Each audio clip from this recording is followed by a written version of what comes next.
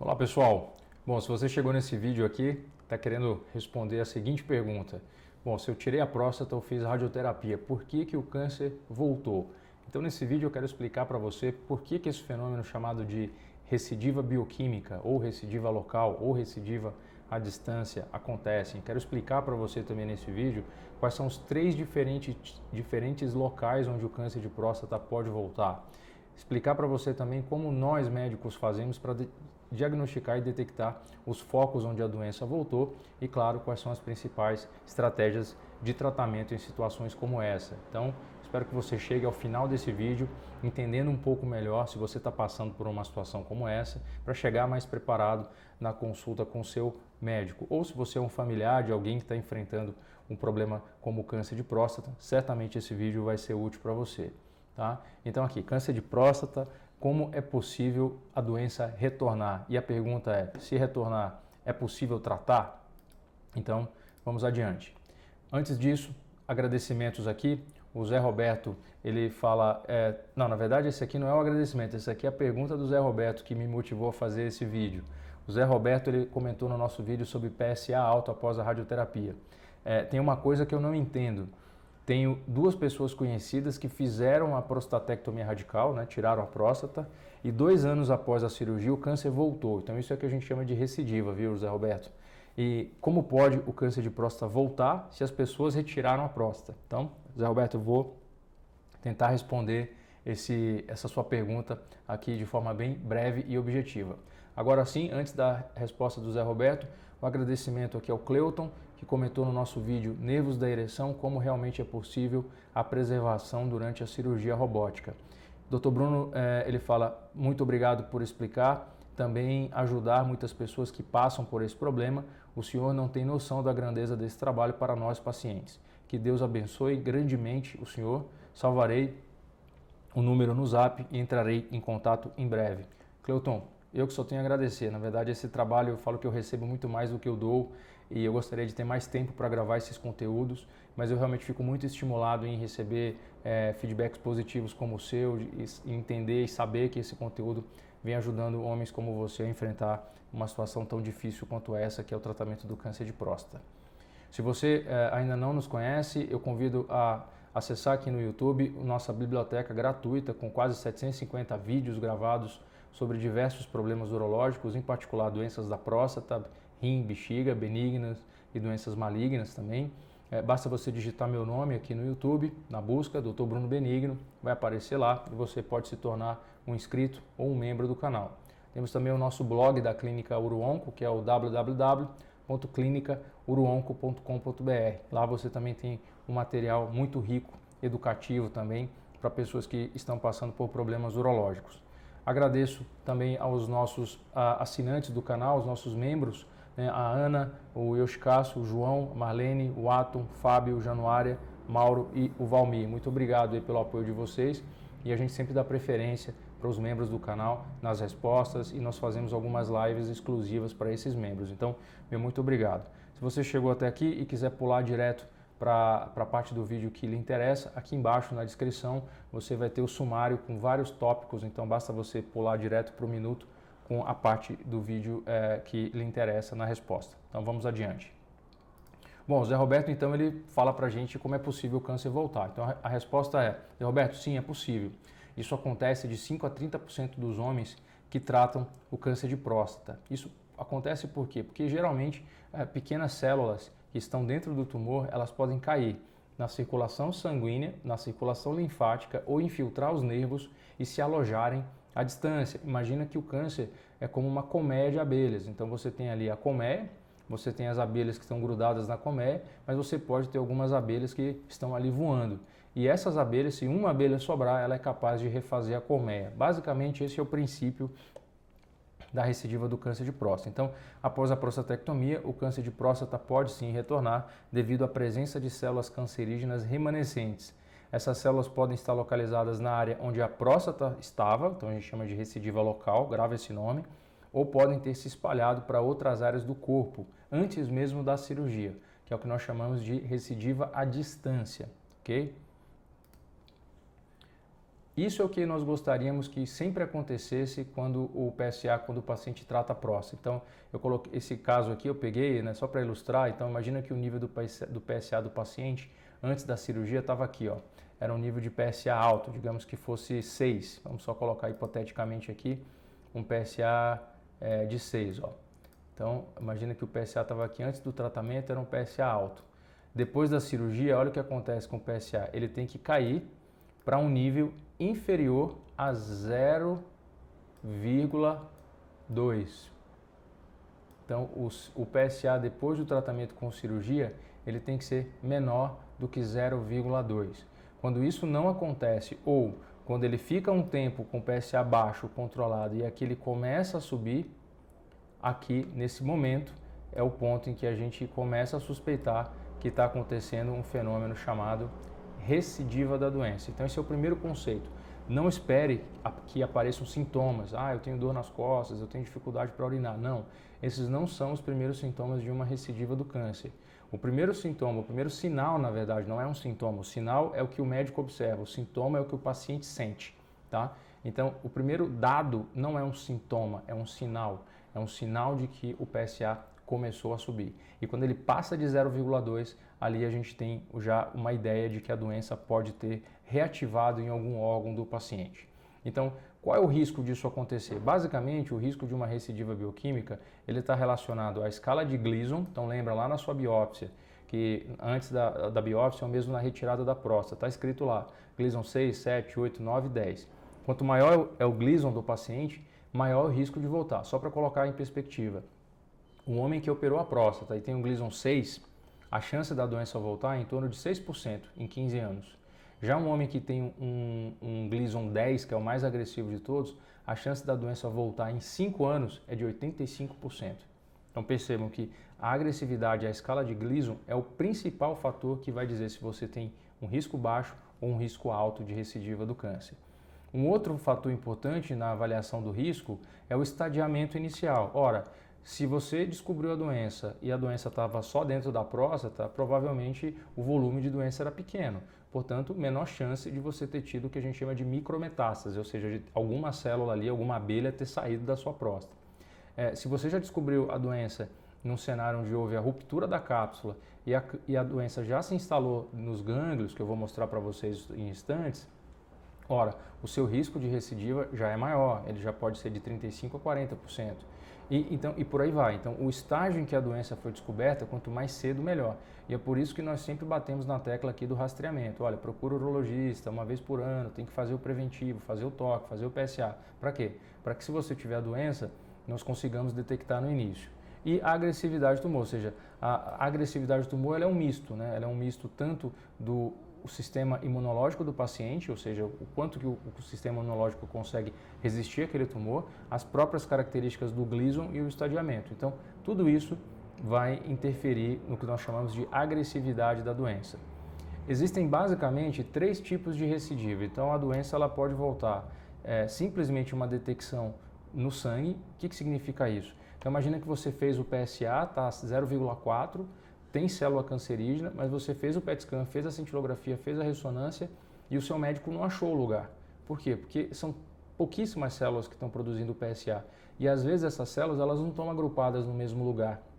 Elas estão produzindo em vários pontos microscópicos, mas os exames de imagem não conseguem detectar essas células, porque para um exame de imagem detectar, você já tem que ter algumas milhares ou milhões de células para formar um nódulo.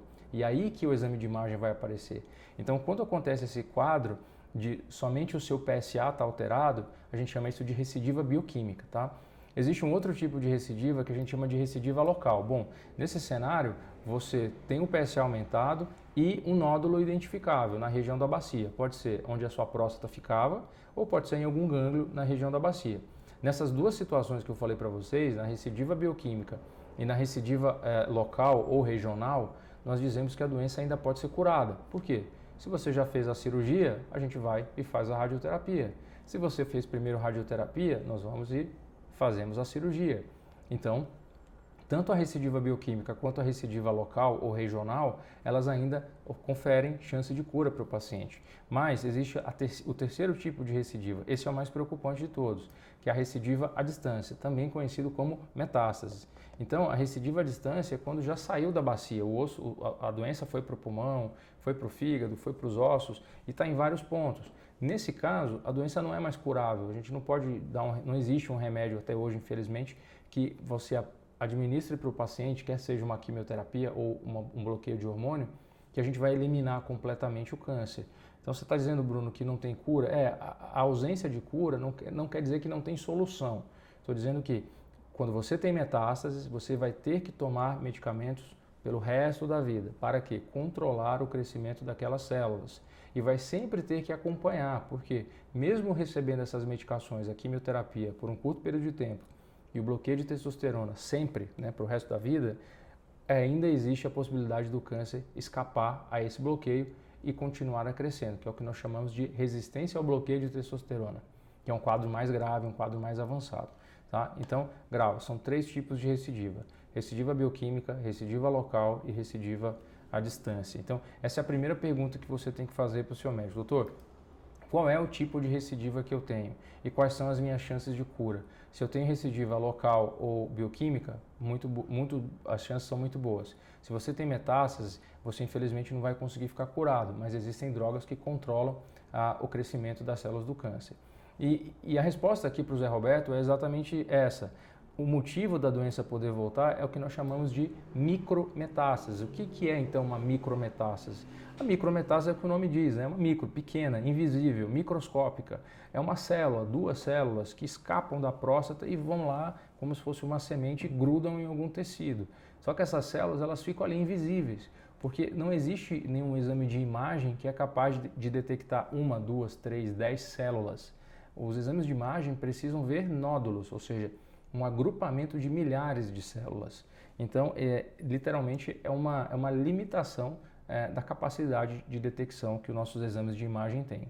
Então, células cancerígenas que são muito pequenas, espalhadas para outras partes do corpo e que não foram detectadas por métodos de imagem convencional. Isso é o que nós chamamos de micrometástase. Então, aqui eu quero fazer uma pausa para você entender.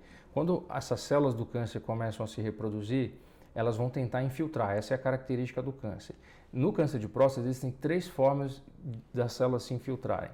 Quanto mais dessas características o paciente tem, maior o risco dele ter uma micrometástase. Então, primeiro, você olha na sua biópsia lá, está escrito invasão perineural. Segundo, invasão angiolinfática. E terceiro, invasão vascular. Por que isso? Porque quando a célula do câncer infiltra, ela vai tentando correr paralela aos micronervos, aos neurônios que estão dentro da próstata. Só que como o neurônio é sólido, essa velocidade com que ela consegue crescer não é muito rápida e se infiltrar. E outra, o neurônio não vai jogar ela num órgão à distância. Agora, quando essa célula cai no sistema linfático, aí já é outra coisa, a linfa, né? Então a linfa já percorre uma velocidade um pouco mais lenta que o sangue, mas a linfa pode levar essa célula até um gânglio que é o linfonodo, que é uma espécie de filtro. E o terceiro tipo de infiltração, essa é a mais preocupante, que é quando tem invasão de vaso sanguíneo. O vaso sanguíneo é a pior de todas. Por quê? Porque cai na corrente sanguínea e aí espalha para outros órgãos. Então, o que eu quero compartilhar com vocês aqui é esse primeiro tipo de disseminação. Ó, vejam, aqui está uma área com o tumor na próstata do paciente. Esses aqui que vocês estão vendo são os nervos, ó. Esses aqui são os nervos que passam na lateral da próstata. A gente sempre preserva esses nervos aqui, ó. Esse nervo que passa para lateral e ele vai lá em direção ao pênis. E a gente desconecta esses nervos aqui, ó. Esses nervos que estão entrando na próstata. Mas o câncer ele pode tentar infiltrar aqui esse tumor também. Deixa eu só mudar a cor aqui para ficar mais didático, ficar mais claro para vocês, tá? E agora, se a gente der um zoom aqui nessa área, olha que a gente começa a ver que essas células do câncer estão tentando passar por esse nervo para tentar subir. Então, esse nervo da ereção, ele pode estar completamente aqui, ó, infiltrado pelas células do câncer. Então, esse aqui é o desenho esquemático e aqui é o que vocês estão vendo no microscópio, ó.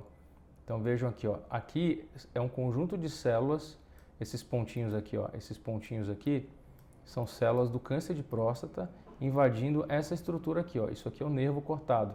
Então vocês estão vendo o nervo. Então as células do câncer de próstata tentam se disseminar por ali. Isso é o que a gente chama de invasão perineural. Isso está tá lá na sua biópsia de próstata.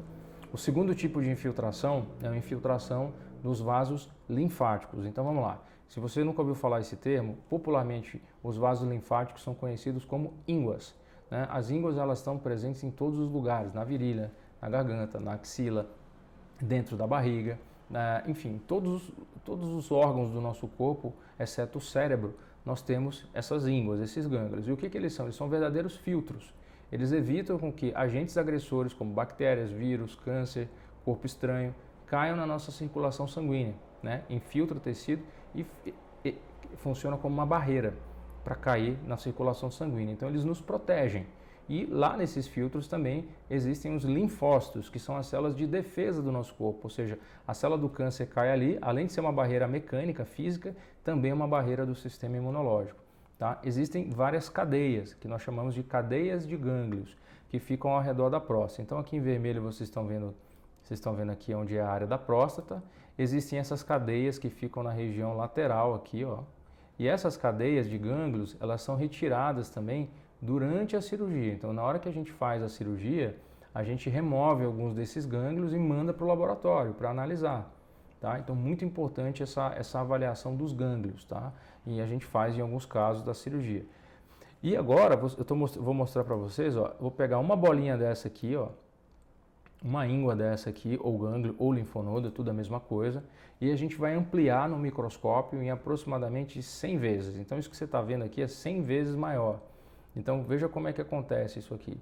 Então aqui são os vasos que chegam no gânglio. Então aqui vem do tecido, tá vendo?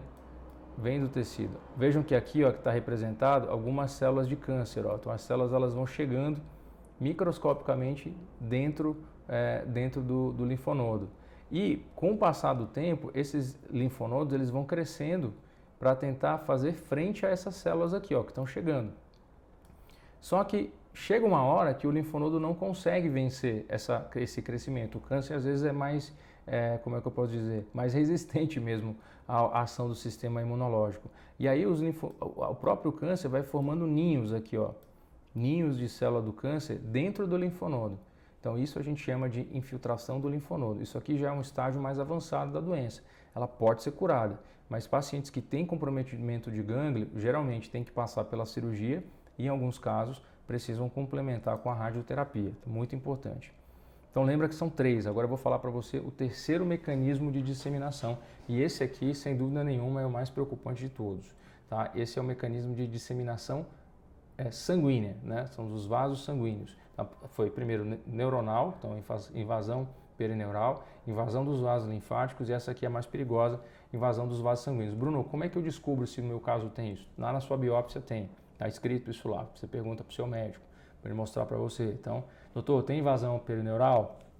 Tem invasão angiolinfática? Tem invasão dos vasos sanguíneos? Isso é importante, porque você quer calcular o seu risco da doença voltar, tá? Então, está lá na biópsia e está lá no resultado da sua próstata que foi removida, tá bom? Então, aqui vocês vão ver o tumor primário, ó. Então, novamente, aqui o tumor primário, o câncer, invasão, ele invade, olha só como ele infiltra aqui, ó. Ele vem aqui, ele infiltra, ele rompe a parede do vaso sanguíneo e cai na circulação. E em algum momento ele consegue também, que a gente chama de extravasamento. Então ele tem um intravasamento, que é o tumor infiltra o vaso sanguíneo, e tem o extravasamento, que é o tumor sai do vaso sanguíneo e vai dar o que a gente chama de, aqui ó, micrometástases. Então esse processo aqui, ó, esse processo ele envolve a aderência da célula do câncer na parede do vaso sanguíneo, a infiltração da célula e depois ela consegue sair, ó, tá vendo? Então isso aqui é a característica de uma célula de câncer de próstata infiltrativa, agressiva. Então ela passa por todo esse processo que a gente chama de intravasamento e extravasamento. Bom, agora que você já entendeu esses conceitos, eu vou mostrar para você aqui uma reconstrução tridimensional. O que você está vendo aqui? A bacia do paciente. Aqui a gente está vendo a próstata junto com os focos de tumor aqui dentro, ó, um foco de tumor, outro foco de tumor. Olha só, esse tumor está mais na base aqui da próstata. Então, esse tumor ele pode seguir uma via de disseminação voltada aqui, ó, tanto para o lado direito, para o lado esquerdo do paciente, quanto ele pode migrar para o lado direito. Ó. Então, o tumor ele pode mandar uma metástase tanto para um lado quanto para o outro. A mesma coisa pode acontecer com esse tumor no ápice. Ó. A célula inicialmente sai por aqui e ela pode se alojar aqui do lado esquerdo, ó, em algum gânglio do lado esquerdo. Ou ela pode ir também cruzar a linha média e ir se alojar num gânglio mais alto. Portanto, esse é o mecanismo de disseminação do câncer de próstata e é por essa razão que a doença pode voltar. Tá? Aqui, novamente, os gânglios, para vocês verem como é que eles aparecem. Então, a gente retira isso durante a cirurgia. E aqui é como o gânglio aparece na tomografia. A gente vê esse pontinho preto aqui, tá vendo? O médico é treinado para identificar esses pontinhos aqui pretos aumentados, indicando que esse paciente aqui já tem um foco de gânglio fora da próstata aqui do lado esquerdo. Bom, como detectar então esses focos aí de doença, né? Bom, a detecção é feita através da cintilografia. Então, é um exame de imagem que eu vou mostrar para você, a cintilografia óssea, eu já comentei, ou o PET scan com PSMA, que tem de 10 a 12 vezes maior resolução. Basicamente, o seu médico vai pedir para você a cada 3 meses o PSA. Se o PSA passar do valor de 0, lembra, 0,2. 0,2. Se ele tiver maior que isso, é um risco de recidiva bioquímica. E a cintilografia, ela vai tentar achar alguns focos aqui, tá vendo? Esse caso desse paciente aqui, ele tinha alguns focos de recidiva na bacia. Mas percebam que a cintilografia, ela só dá informações a respeito do esqueleto do paciente. Ó. Vocês não estão vendo nada de partes moles. Então, é um exame que é limitado. Ele é bom, rápido, fácil, barato, disponível, mas é um exame que pode não dar as melhores informações para a gente. Tá? Então, as técnicas mais avançadas de detecção do câncer de próstata com recidiva basicamente envolvem a realização do PET scan com essa molécula aqui que chama PSMA. Só para você entender, o PSMA não é o PSA. O PSMA é uma molécula, é uma proteína que fica na membrana da célula do câncer de próstata. E quando a gente injeta um corante específico, esse corante se liga nessa célula e um equipamento ele é capaz de detectar aonde que houve essa ligadura, né? Essa conexão entre o anticorpo que foi injetado no sangue do paciente e a molécula. Como é que ele vê isso? Porque na ponta do anticorpo, numa ponta é a chave e na outra é como se fosse uma lâmpada, né? A gente coloca um radiofármaco, que nesse caso aqui é o gálio. Então a molécula do gálio, ela é radioativa, uma pequena dose de radiação. Quando ela para ali, a máquina de tomografia consegue pegar essa imagem e reconstruir tridimensionalmente. Então é como se a gente tivesse uma imagem metabólica, uma imagem até dizendo para a gente sobre a microscopia, né? A arquitetura microscópica do tecido. E a boa ressonância magnética, do tipo multiparamétrica, também pode nos ajudar. Então basicamente esses são os exames mais modernos. Aqui é uma imagem do PET, ó. Percebam que aqui o PET, essa parte do PET é igual uma cintilografia, tá vendo? Ó? Igualzinho o exame que eu mostrei para vocês agora há pouco. Você fala, Bruno, é igual, tá vendo? Eu só estou vendo o esqueleto. Ó. Tem um foco de metástase aqui no esqueleto, tem um foco de metástase aqui no esqueleto, tem outro aqui no... Ó, esse aqui já apareceu no linfonodo, num gânglio. Ah, é igual. Não, aqui a resolução de imagem é melhor e o PET scan me dá a possibilidade de ver o que a cintilografia não mostra, que é o que? A anatomia. Olha aqui o rim, olha aqui a coluna, o coração, o rim direito, o fígado. A gente consegue ver aqui a bexiga, a gente consegue ver o resquício da próstata. Então percebam que o PET scan, ele me dá informações mais ricas, muito mais ricas do que uma cintilografia simples, tá? Então, muito importante você entender a diferença. E por último, para não ficar muito longa aqui essa apresentação, os tratamentos disponíveis para uma recidiva do câncer de próstata. O que fazer numa situação como essa?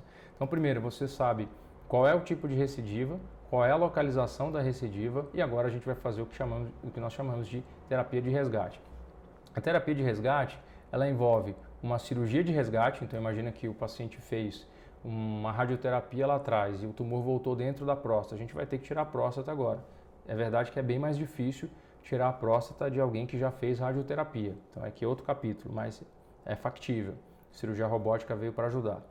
Outra, se você já tirou a próstata, não tem mais próstata, o que a gente vai fazer? Vai identificar com o PET aonde é o foco da recidiva e vai fazer o quê? Uma radioterapia naquela área, né, onde a doença voltou.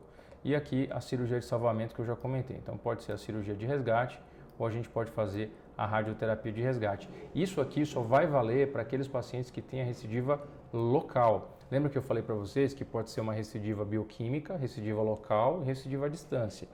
Se a recidiva é só bioquímica, a gente só faz radioterapia, não tem o que operar, não tem o que fazer cirurgia. Se a recidiva é local, a gente pode fazer tanto radioterapia ou cirurgia, dependendo da localização e a depender do tamanho. Quando a recidiva é à distância, aí não adianta fazer cirurgia, tem que ser quimioterapia ou bloqueio de testosterona, com bloqueio de testosterona, tá? Bom, a terapia sistêmica, que é essa que eu falei para vocês, a terapia hormonal, nada mais é do que bloquear a ação da testosterona no corpo do paciente, matando de fome as células do câncer de próstata, e a quimioterapia, que ela vai destruir tanto células do câncer quanto células normais, e isso também pode trazer alguns efeitos colaterais para os pacientes. Bom, pessoal, então, o vídeo, para não ficar muito longo, como de costume aqui eu falo de 20 a 30 minutos, a minha intenção aqui foi basicamente trazer para você o que é a recidiva, por que a recidiva acontece, quais são os tipos de recidiva, como nós abordamos o paciente que tem um PSA que está subindo, né? O que podemos fazer numa situação como essa e quais as linhas de tratamento.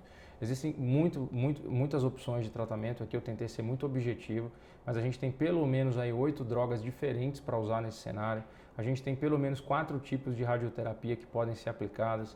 Existem técnicas também para localização dos focos de recidiva durante a cirurgia. Nós podemos marcar com uma substância radioativa onde está a doença e a gente vai lá com a robótica e tira. Nós podemos jogar um corante fluorescente para achar onde está o foco, ir lá e tirar. Então, tem muito mais coisa sobre esse mundo da recidiva bioquímica.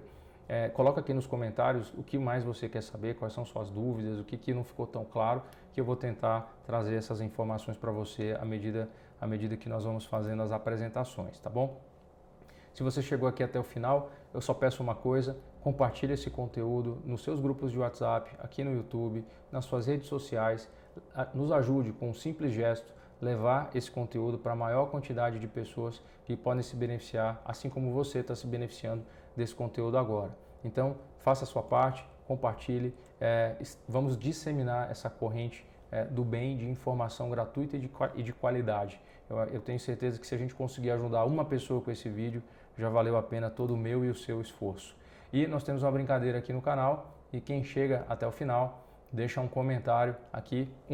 Se você gostou do vídeo, qual é a cidade que você fala, e se quiser compartilhar o seu quadro clínico aqui conosco, fique à vontade, basta escrever no final câncer de próstata, assim como está escrito aqui. Eu cheguei até o final, eu vou saber que você assistiu até aqui e vou fazer questão de responder a sua pergunta. Muito obrigado mais uma vez aí pela atenção de todos vocês. Para você que não é assinante aqui do nosso canal, 70% das pessoas que assistem esse conteúdo, na verdade, não assinam o nosso canal, então a gente tem um impacto até maior do que nos nossos assinantes. E eu sou o Dr. Bruno Benigno, sou um cirurgião, urologista, especialista no tratamento de doenças benignas e malignas do sistema urinário, então rim, próstata, bexiga, testículos, pênis. Nós somos especialistas, atuamos aqui na cidade de São Paulo. Eu sou o diretor da minha clínica, a Clínica UroOnco, que é uma clínica multidisciplinar, e a gente faz aqui não só tratamento, a gente foca muito em prevenção e reabilitação, prevenção de doenças e reabilitação dos nossos pacientes. Sou um dos médicos do Hospital Alemão Oswaldo Cruz, um dos urologistas daquela instituição, e se você quiser saber mais sobre o meu trabalho, basta me acompanhar aqui no nosso dia a dia pelo Instagram, no @dr_benigno, ou acessando aqui o nosso site, que é o www.clinicauroonco.com.br, www.clinicauroonco.com.br. E aqui segue o contato do nosso time de secretários, caso você queira tirar uma dúvida no privado, agendar alguma avaliação, agendar uma consulta, fique completamente à vontade, vai ser um prazer recebê-los. Nós atendemos pacientes de forma presencial e por teleatendimento, eu tenho pacientes do Brasil inteiro, então às vezes você quer uma segunda opinião, fique à vontade para entrar em contato conosco, vai ser um prazer ajudar. Mais uma vez, pessoal, muito obrigado pela atenção, fico aqui aguardando as sugestões de vídeos que vocês nos enviam e até a próxima. Um grande abraço, tchau, tchau.